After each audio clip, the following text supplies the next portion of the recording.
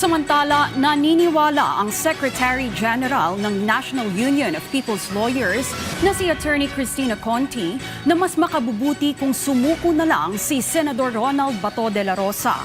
Sa panayam ng programang Bangon Bayang Mahal ng Radyo Pilipinas, iginiit ni Conti na kung nung una pa lamang ay sumuko na si de la Rosa ay maaaring mas malaki pa ang posibilidad na makahingi ito ng interim release. Ngunit dahil anya sa kanyang ginawang pagtaka sa Senado ay posibleng mahirapan na ang senador.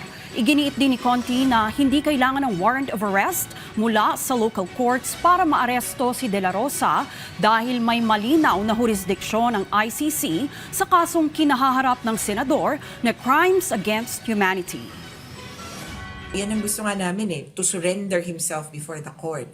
Technically, may meaning yung surrender doon sa Rome Statute. Yung surrender kasi is transfer of custody from the Philippine government or any government to the custody of the ICC.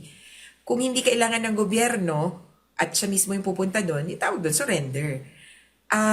Kaya lang, yun nga, may warrant. Hindi po noon mabubura yon na may pangangailangan na ikulong siya.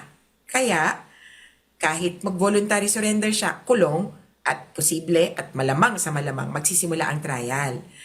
Katulad nung nangyari kay Duterte. Nga lang, sayang naman, ba't pa ako nag-voluntary surrender? Bababa ang sentensya.